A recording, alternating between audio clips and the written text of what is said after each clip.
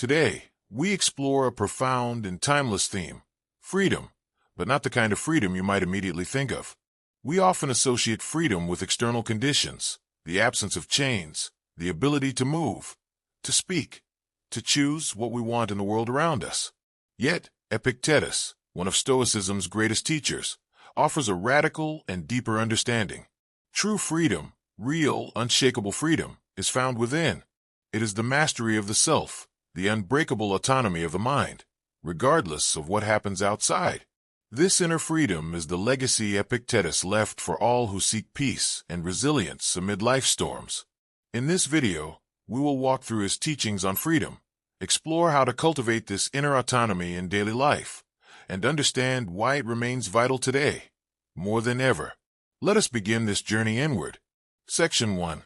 Redefining freedom beyond external circumstances. What does it truly mean to be free? For many, freedom means having the ability to do as we please, to act without restraint. But Epictetus challenges this view deeply. He asks us to look closer, to examine what control we really have. He famously declared, "No man is free who is not master of himself." Imagine a man who is free in the world, no physical chains, wealth at his disposal, but his mind is enslaved by anger, fear, desire, or addiction. Is he truly free? Epictetus would say no. True freedom does not depend on external circumstances. It depends on the sovereignty of the mind, the ability to govern one's own thoughts, emotions, and actions. This is the kind of freedom no tyrant, no fate, and no hardship can take away. Freedom, then, is the ultimate expression of inner autonomy. It means that no matter what happens outside, the mind remains sovereign. Section 2. The dichotomy of control, the foundation of inner freedom. At the heart of Epictetus' teaching is a simple but revolutionary idea, the dichotomy of control.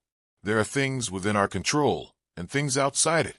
We cannot control other people's actions, the weather, political events, or the inevitability of death.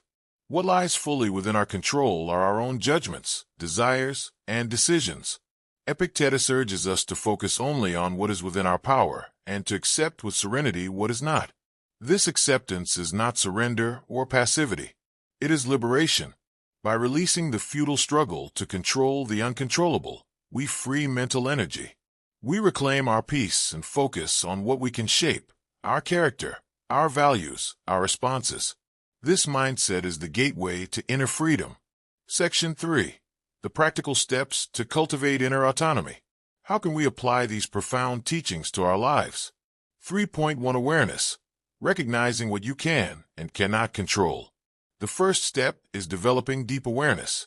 Notice when your mind is disturbed by anger, worry, or frustration. Ask yourself, is this within my control? For example, you cannot control if a colleague criticizes you unfairly, but you can control your reaction, whether to respond with calm reason or with anger. This simple question, is this up to me? Becomes a powerful tool to regain your freedom. 3.2 Practice pausing before reacting. In moments of strong emotion, we often react impulsively. Epictetus teaches the power of the pause, a deliberate moment to breathe, reflect, and choose your response. This pause creates space for autonomy. You choose your actions rather than being ruled by fleeting feelings. This practice transforms reaction into thoughtful action. 3.3 Embrace discomfort and challenge as opportunities. Freedom does not mean avoiding pain or difficulty. On the contrary, Epictetus reminds us that obstacles are opportunities to exercise virtue and strengthen the will. When hardship strikes, see it as a training ground for your mind. Do not flee discomfort. Face it with courage, patience, and wisdom. Each challenge overcome increases your inner autonomy.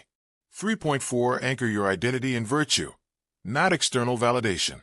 Much of our mental slavery comes from seeking approval or fearing judgment. Epictetus advises rooting your identity in your own virtue, your integrity, wisdom, and courage.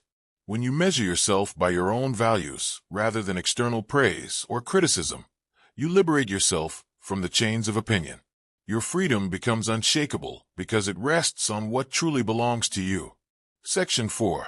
The Legacy of Epictetus, Freedom Beyond Circumstance. Epictetus was born a slave, yet his teachings reveal a man who was, in the truest sense, free. His legacy is a testament that freedom is not a gift of circumstance, but a conquest of the soul. In a world rife with uncertainty, pressure, and distraction, his message shines brightly. No matter where you start or what you face, you can claim this freedom. You can cultivate an autonomous mind that remains serene amid chaos. Section 5. Modern Reflections on Inner Freedom. In today's world, external freedom can feel elusive. We are bound by social expectations, digital distractions, economic uncertainty. Yet, Epictetus' teaching offers a refuge and a roadmap. By focusing on what we control, our attention, our choices, our character, we build resilience. We reclaim the true freedom of inner autonomy. This freedom empowers us to navigate modern life with clarity and strength. Freedom is not a prize won by circumstance or fortune. It is a daily practice, a mastery of self through awareness, choice, and virtue. Epictetus' legacy reminds us that the most profound liberty lies within the mind. Thank you for walking this path with me today. If this message has resonated, please like, subscribe, and share it with others seeking the freedom that no one can take away. Remember, the greatest freedom is the freedom to master yourself.